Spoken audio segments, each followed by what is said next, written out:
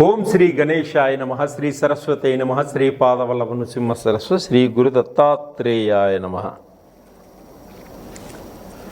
శుక్లాంబరధరం విష్ణుం శశివర్ణం చతుర్భుజం ప్రసన్నవదనం ధ్యాయే సర్వవిఘ్నోపశాంతయే. అగజానన పద్మార్కం ఆగజాననమహర్నిశం అనేకదంతం భక్తానాం ఏకదంతముపాస్మహే.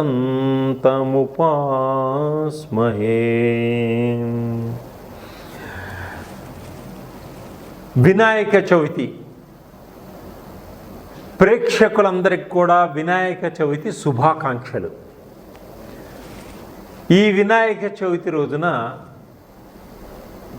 అందరూ ఆనందంగా, ఉత్సాహంగా, ఉల్లాసంగా ఉండాలని, మీకున్న కష్టాలన్నీ తొలగిపోయి కుటుంబంతో సుఖ సంతోషాలతో ఉండాలని మా ఛానల్ వాళ్ళు మీకు ఈ ప్రత్యేక కార్యక్రమాన్ని ఇస్తున్నారు. ఇంకొకసారి ప్రేక్షకులందరికీ మరోసారి శుభాకాంక్షలు. వినాయక చవితి 2024లో భాద్రపద శుక్ల చవితి సెప్టెంబర్ 7 శనివారం నాడు వినాయక చవితి మనం జరుపుకుంటున్నాం. ఈ వినాయక చవితిలో మన ఛానల్ వాళ్ళు ఒక ప్రత్యేకతని మీకు అందిస్తున్నారు. అది ఏమిటంటే, వినాయక చవితి రోజున మన అందరం వినాయకుడికి పూజ చేసుకుంటాం. పూజ చేసుకున్నాక ప్రతి రాశివారు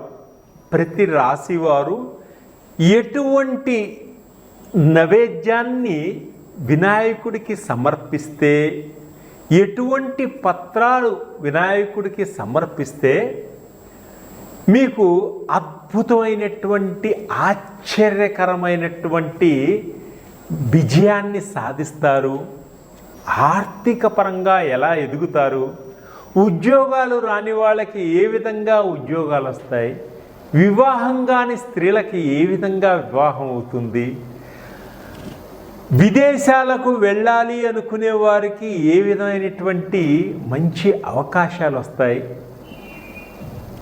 భార్యాభర్తల మధ్య కుటుంబంలో అన్యోన్యత, దాంపత్య జీవితం ఏ విధంగా ఏర్పడుతుంది, వ్యవసాయం చేసుకునే వారికి అధికమైనటువంటి దిగుబడి ఏ విధంగా వస్తుంది, వ్యాపారాలు చేసుకునే వారికి వ్యాపారంలో మంచి లాభాలు ఏ విధంగా వస్తాయి, విఘ్నాలు తొలగిపోయి విద్యార్థులు చదువులో ఉన్నత స్థానానికి ఎదగడానికి ఏ విధంగా గణపతి సహకరిస్తాడు, ఇవన్నీ కూడా మీకు చెబుతూ ప్రతి రాశి వారికి ఏ విధమైనటువంటి పరిహారాలు చేసుకుంటే అద్భుతమైనటువంటి విజయాన్ని సాధిస్తారో ఇప్పుడు మీకు తెలియపరుస్తున్నాం. వృశ్చిక రాశి భాద్రపద శుద్ధ చవితి నాడు వినాయకుణ్ణి మనసా వాచా కర్మ పూజించి ఈ వృశ్చిక రాశి వారి యొక్క కోరికలు నెరవేరటం కోసం స్వామివారిని కలువలతోటి, ఎర్ర కలువలతోటి, 12 కలువలతోటి పూజించండి. అలాగే తెల్ల మందార పుష్పాలతోటి, 21 తెల్ల మందార పుష్పాలతోటి స్వామివారిని పూజించండి. 21 ఉండ్రాయి నైవేద్యంగా సమర్పించండి. చెరుకు రసాన్ని స్వామికి నైవేద్యంగా సమర్పించండి. పాయసము ఇంకా తదితర పదార్థాలను కూడా స్వామివారికి సమర్పిస్తూ తెల్ల జిల్లేడు పుష్పాలతోటి అష్టోత్తరం చేయండి. స్వామివారికి వీటితో పాటు తప్పకుండా మీరు అనుకున్నటువంటి కోరికలు నెరవేరుతాయి. గణపతిని ఎవరైతే మనస్ఫూర్తిగా ప్రార్థిస్తారో వారు అనుకున్నటువంటి కోరికల్లో ఏర్పడుతున్నటువంటి విఘ్నాలన్నీ కూడా తునాతునకలై మీ అనుకున్న కోరిక నెరవేరుతుంది ఖచ్చితంగా. మొట్టమొదటిగా పూజించేది మనం వినాయకుడినే కాబట్టి ఆ వినాయకుడు మనం యొక్క కార్యక్రమాల్లో మొదలుగా ఉండి మనం నడిపిస్తాడు. ప్రతి విషయంలోనూ, ప్రతి మనిషికి, ప్రతి కార్యంలోనూ కొన్ని విఘ్నాలు ఏర్పడుతూ ఉంటాయి. ఆ విఘ్నాలను తొలగించుకోవడానికి మనం విఘ్నేశ్వరుడిని ఈ భాద్రపద శుద్ధ చవితి నాడు ప్రార్థిస్తూ ఉంటాం. అలా వినాయకుడిని ప్రార్థించలేదు అనుకుంటే మనం ఎన్నో విఘ్నాల్ని చవి చూడవలసి వస్తుంది. అలాగే ఈ వినాయకుడి యొక్క వ్రతకల్పాన్ని, ఆ కథని విని, శమంతకమణి కథని కూడా విని ఆ అక్షంతలు నెత్తిన వేసుకోవడం వల్ల మనకి కొన్ని దోషాల నుంచి బయటపడతాం. నీలాప నిందల నుంచి మనం బయటపడతాం. ఆ నీలాప నిందలు మనకి రాకుండా మనం కాపాడుకోగలుగుతాం. ఆ గణపతిని ప్రతి నిత్యము ఎవరైతే మంత్ర జపంతో ధ్యానిస్తారో వారికి నేనున్నాను అంటూ గణపతి ముందుకొచ్చి నడిపిస్తాడు. ఓం గం గణపతయే నమః, ఓం గం గణపతయే నమః అనే మంత్రాన్ని మీరు ప్రతిరోజు 108 సార్లు జపించిన, ధ్యానం చేసినా కూడా స్వామివారి యొక్క ఉపాసనతోటి మీరు ఏ పనిలోనైనా విజయాన్ని సాధిస్తూ ప్రతి పనిలోనూ ఒక గొప్ప వ్యక్తిగా గుర్తించబడగలుగుతారు ఆ స్వామి అనుగ్రహ కటాక్షల వల్ల. ఈ వృశ్చిక రాశి వారు మీరు ఓపిక కొలది కొంతమంది బీద సాధలకి ఈ వినాయక చవితి రోజున కొంత ఆహారాన్ని ఏర్పరచండి. అలాగే కొన్ని జంతువులకు కూడా కొంత ఆహారాన్ని పెట్టడం వల్ల ఆ జీవులు యొక్క అనుగ్రహ కటాక్షం వల్ల కూడా స్వామి మిమ్మల్ని ఆశీర్వదిస్తాడు. తప్పకుండా ఆర్థికపరమైనటువంటి సమస్యలు దూరం అవుతాయి. అన్నదానం చేయడం వల్ల మీ కుటుంబం అంతా పచ్చగా 10 కాలాల పాటు ఉండేటువంటి అదృష్టాన్ని మీరు పొందగలుగుతారు. సర్వే జనా సుఖినో భవంతు. అసలు గణపతి, వినాయకుడు, విఘ్నేశ్వరుడు అనే పేర్లతోటి మనం వినాయకుడిని ఎన్నో రకాలుగా పిలుచుకుంటూ ఉంటాం. భారతదేశంలో ఉత్తర దక్షిణాల్లోనూ పశ్చిమ కనుమల్లోనూ జరుపుకునేటువంటి మొట్టమొదటి పెద్ద పండగ మన వినాయక చవితి పండగ. భాద్రపద శుద్ధం అంటే వర్ష ఋతువు మధ్య భాగం. ఊళ్ళో చెట్లన్నీ కాచి పూచి ఉంటాయి కాబట్టి పచ్చదనంతో నిగనిగలాడుతూ ఉంటాయి వృక్షాలన్నీ కూడా. పొలాల్లో ఉన్నటువంటి రైతులు పనులన్నీ పూర్తి చేసుకొని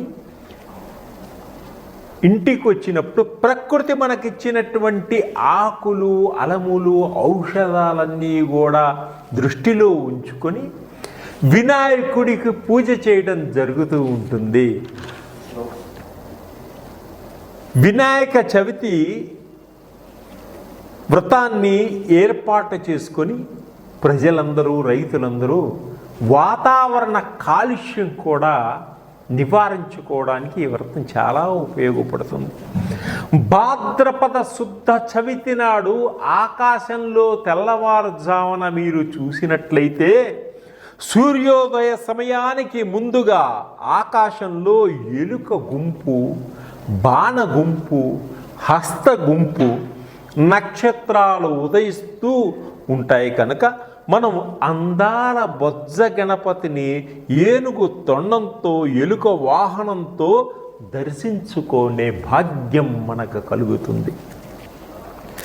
మనమంతా ఆ స్వామిని మనసా వాచా వేడుకోగలుగుతాం. ఆకాశంలో ఆ గణపతిని మనం చూడగలుగుతాం. అలాగే ప్రతి వినాయక చవితి 2024 భాద్రపద శుక్ల చవితి సెప్టెంబర్ 7 శనివారం రోజున మనందరం కలిసి ఈ వినాయక చవితి మనం చేసుకుంటాం. మనకు ఎన్నో రకాలైనటువంటి పండుగలు ఉన్నాయి, రకరకాల పండుగలు ఉన్నాయి. ఒక్కొక్క పండుగకి ఒక్కొక్క ప్రత్యేకత ఉంది. అలాగే మొట్టమొదటిసారిగా మనం చేసుకునే పండుగ, అందరూ ఇష్టపడే పండుగ, పిల్లలు ఆనందంగా ఆడుకుని పాడుకుని ఉత్సాహంగా చేసుకునే పండుగ మన బొజ్జగణపయ్య పండుగ, వినాయక చవితి పండుగ. విఘ్నాలకు అధిపతి అయినటువంటి ఈ విఘ్నేశ్వరుని వినాయక చవితి మొట్టమొదటి పండుగగా ప్రతి మనిషి కూడా ఈ వినాయక చవితి చేసుకోవడం జరుగుతుంది. ఎందువలనంటే ప్రతి మనిషికి ప్రతి పనిలోనూ విఘ్నాలు కలగకుండా ఆ పని పరిపూర్తిగా పూర్తి చేసుకుంటూ ముందుకు సాగాలనేటువంటి ఉద్దేశంతో, ఎటువంటి అడ్డంకులు రాకుండా ఉండాలనే ఉద్దేశంతో, కుటుంబం అంతా సఖ్యతతో ఉండాలనే ఉద్దేశంతో ఈ వినాయక చవితి జరుపుకుంటాడు. అలాగే పార్వతీ పరమేశ్వరుల పెద్ద కొడుకైనటువంటి ఆ వినాయకుడిని పుట్టినరోజుగా మనం చేసుకుంటూ ఉంటాం ఈ వినాయక చవితి. ఈ పండుగ పిల్లలు పెద్దలు అందరూ కూడా ఇష్టపడేటువంటి ఆనందదాయకమైనటువంటి పండుగ ఈ వినాయక చవితి. ఈ రోజున, ఈ వినాయక చవితి రోజున ప్రాతకాలమునే లేచి ఇల్లంతా శుభ్రపరచుకొని మామిడి ఆకులతోటి బంతి పూలతోటి చక్కగా ఇల్లంతా అలంకరించుకొని తలారా స్నానంబు చేసి కొత్త బట్టలు ధరించి గణపతిని, మట్టి గణపతిని తీసుకొని పూజలో ఉంచి పూజ మొదలు పెట్టుకోవాలి. మట్టితో చేసిన విగ్రహాన్ని ప్రతిష్ఠించి కలశ పూజ చేసి పాలవెల్లిని పెట్టి గణపతి దేవుని ఆహ్వానించి ఇష్టమైనటువంటి పత్రాలతోటి స్వామివారిని 21 పత్రాలతో పూజించి ధూపదీప నైవేద్యములతో స్వామివారిని ఆనందపరిచిన ఆ వినాయకుడు పిల్లల చేత పుస్తకాలు పెన్నులు వాళ్ళకి ఇప్పించడం వల్ల ఆ వినాయకుడి దయ వల్ల విద్యలో ఉన్నత స్థానానికి ఎదుగుతారు పిల్లలు. అలాగే వ్రత కథ అంతా చదివినాక ఆ అక్షంతలు నెత్తి మీద వేసుకోవడం వల్ల దోష పరిహారాన్ని పొందగలుగుతారు. అలాగే ఈ వినాయక చవితి ఒక్క రోజున నిమజ్జనం చేస్తారు, 3వ రోజు తర్వాత నిమజ్జనం చేస్తారు, 5 రోజుల తర్వాత నిమజ్జనం చేస్తారు, కొంతమంది 9 రోజుల తర్వాత నిమజ్జనం చేస్తారు, కొంతమంది 11 రోజుల తర్వాత నిమజ్జనం చేస్తారు. అయితే ఈ వినాయక చవితి రోజున మనకి 12 రాసులు ఉన్నాయి కదా, 12 రాసులు. ఈ 12 రాసుల వారు వినాయకుణ్ణి ఏ విధంగా పూజిస్తే వారికి ఎటువంటి ఫలితాలు వస్తాయి, ఏ విధంగా అభివృద్ధిలోకి వస్తారు, ప్రతి మనిషిలోనూ ఒక కోరిక ఉంటుంది. ఆ కోరిక నెరవేర్చుకునేటువంటి మార్గాన్ని చూపించేవాడు దయామయుడు, కరుణామయుడు మన వినాయకుడు. వినాయకుడు అంటే నాయకుడు, మనల్ని ముందుకు నడిపించేటువంటి నాయకుడే వినాయకుడు. మనల్ని చీకటిలో నుంచి వెలుతురులోకి తీసుకెళ్ళేవాడే వినాయకుడు. ఆ విఘ్న వినాయకుడు అతను కరుణామయుడు, దయామయుడు. క్షమాగుణం కలిగిన వాడు. ఎటువంటి దేవతలైనా తొందరగా క్షమించరు, కానీ గణపతి త్వరగా క్షమిస్తాడు. మంచి దయా కరుణ కలిగిన వాడు. అటువంటి వారిలో మేషరాశి నుంచి మీనరాశి వారు వరకు వీరందరూ కూడా మీ పూజా సమయంలో స్వామివారికి ఎటువంటి నైవేద్యాలు సమర్పించాలి, ఎటువంటి పూజ చేసుకోవాలి, ఏ విధంగా పూజించిన గ్రహాల యొక్క స్థితిగతులన్నీ మన మీద ఉధృతాన్ని చూపించకుండా గణపతి కాపాడుకుంటూ వస్తాడు. మన యొక్క కోరికలన్నీ నెరవేర్చుతాడు. మేషరాశి వారు ఈ భాద్రపద శుద్ధ చవితి నాడు వినాయకుణ్ణి పూజిస్తూ